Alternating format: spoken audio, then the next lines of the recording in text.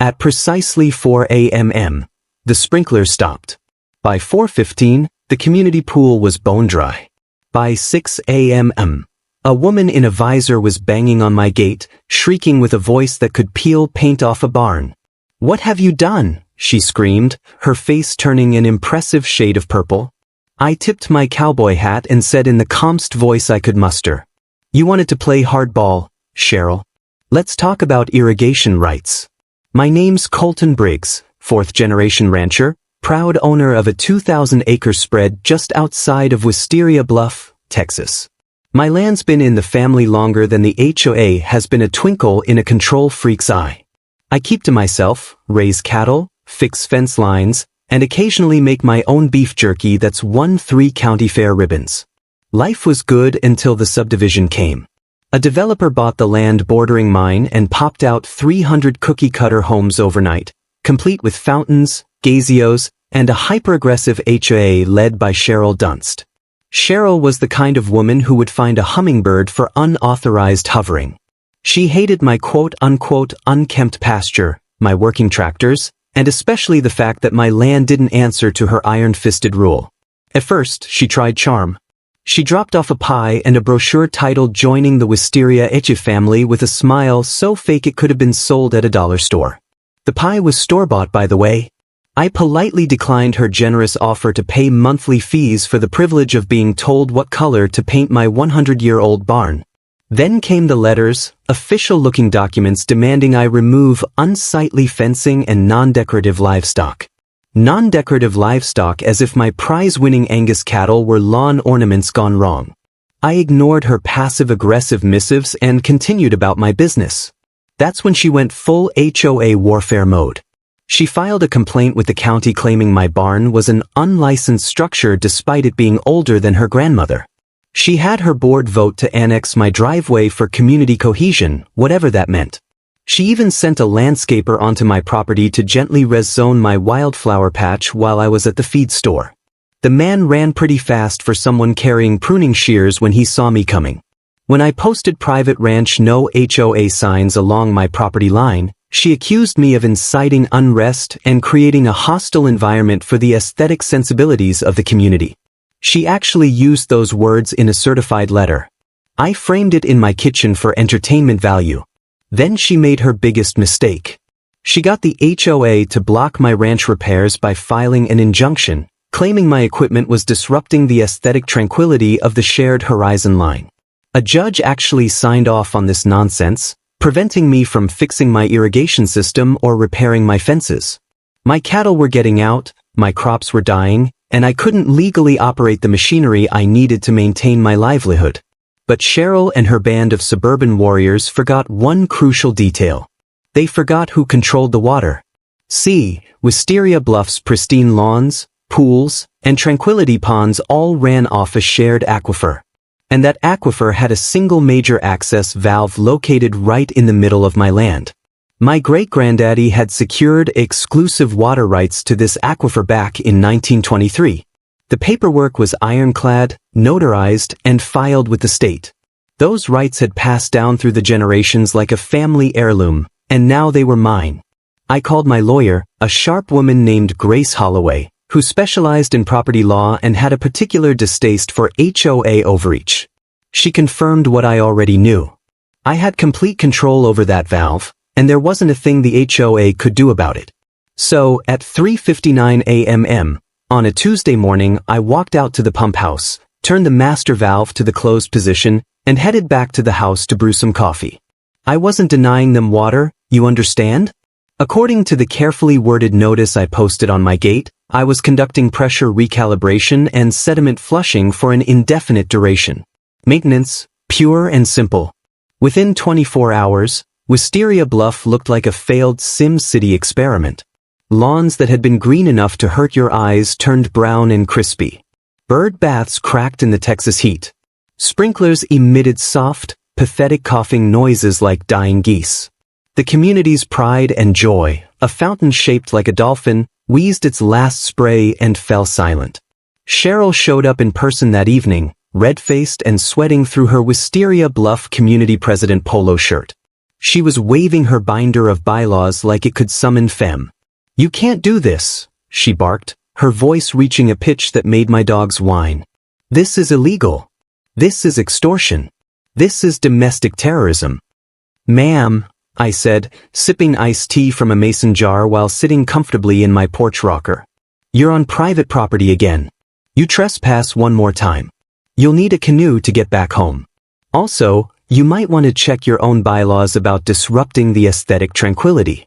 That shrieking can't be good for property values." She sputtered something about lawyers and lawsuits and the American way before stomping back to her BMW. Well, she tried to stomp. It's hard to make a dramatic exit when you're wearing heels on a gravel driveway. News of the situation spread faster than gossip at a church potluck. Local TV picked up a story under the headline, "Man legally dries out HOA in land rights showdown." The footage of Cheryl trying to water Ranchers Association. Got the documentation right here. What I also have is the legal right to maintain my water infrastructure as I see fit. Now, if the HOA would like to discuss releasing that injunction preventing me from maintaining my ranch, I'd be happy to discuss expediting my maintenance schedule. The room erupted. Half the crowd started chanting, "Drop the injunction," while the other half just wanted their toilets to flush properly again. Cheryl's face went through several interesting color changes before she slammed her gavel so hard it broke. Eventually, Cheryl folded like a cheap lawn chair. She held a tearary press conference the next morning in front of a shriveled hydrangea bush. With a voice that shook like a leaf in a tornado, she announced her resignation from the board to pursue new opportunities in ornamental design. The mascara running down her face suggested these opportunities weren't exactly voluntary. The HOA formally withdrew the injunction that afternoon. They also issued a written apology delivered by a shame-faced board member who couldn't make eye contact. As a cherry on top, they gifted me a $500 Tractor Supply gift card, which I thought was a nice touch. To celebrate the return of water to Wisteria Bluff, I threw a community barbecue, served ribs, beer, and all the sweet tea folks could drink. I also reclaimed all the HOA landscaping rocks they'd illegally dumped on my side of the fence over the years. Used them to build a fire pit that, if you looked at it from just the right angle, was shaped like a middle finger. That was probably petty of me, but after everything that had happened, I figured I'd earned a little pettiness. The rail kicker came during the HOA board elections the following month. Cheryl tried to run again, claiming she'd been the victim of a targeted harassment campaign. She got 3 votes. One was her own, one was from her husband, and we never did figure out who cast the third. Probably clicked the wrong box by accident. The new HOA board includes 3 exhausted dads who just want to watch football in peace. A retired nurse who brings cookies to every meeting, and my cousin Darlene, who's already banned the phrase shared aesthetic experience from all official documents. They've also implemented a new rule. Any board member who uses the words aesthetic tranquility unironically has to buy donuts for the next meeting. The water flows freely through Wisteria Bluff again. My ranch is back in working order. The subdivision and I have reached what you might call a détente. They don't bother me about my non-decorative livestock and I don't turn off their water supply. It's a system that works. As for Cheryl, last I heard she's running a Facebook group called Lawn Law Ha Justice for the Lawful Green. Membership currently stands at 3, including her mother and that suspicious third voter. She posts daily screeds about the importance of synchronized mailbox heights and the dangers of unauthorized garden gnomes. She also started a podcast about HOA governance that has fewer downloads than she has cousins. The one episode one listened to out of morbid curiosity featured a 45-minute rant about the proper pH levels for community fountain water. Even her husband fell asleep during the recording. You could hear him snoring in the background. She tried to sue me, of course. Hired some fancy lawyer from Houston who took one look at my great-granddaddy's water rights documentation and told her she didn't have a prayer. The legal fees from that failed venture cost her $35,000. Her husband Gary mentioned that number real loud at the grocery store last week right in front of the tomatoes she'd once tried to ban. But the real justice came when her employer, a real estate firm in Amarillo, got wind of her viral water bottle video.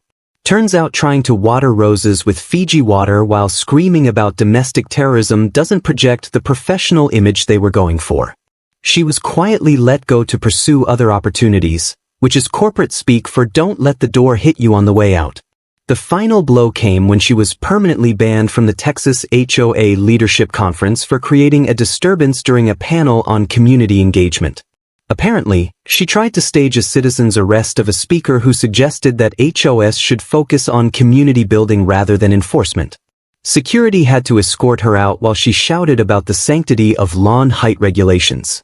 The video of that incident also went viral, adding to her growing collection of public embarrassments. Between the legal fees, the lost job, and the complete destruction of her reputation in the HOA community, she'd once ruled with an iron fist. Cheryl learned a valuable lesson about the difference between power and authority. Power is what you think you have when you're waving a binder full of bylaws. Authority is what you actually have when you control 2,000 acres and the water rights that come with them. The last time I saw her, she was standing in the grocery store parking lot, staring at a help wanted sign in the window. When she noticed me watching, her face went through that whole color spectrum thing again before she skewered away to her car, which now sported a sizable dent from where she'd backed into a shopping cart while fleeing a local news camera. $35,000 in legal fees, unemployed, banned from HOA leadership, and 3 members in her Facebook group.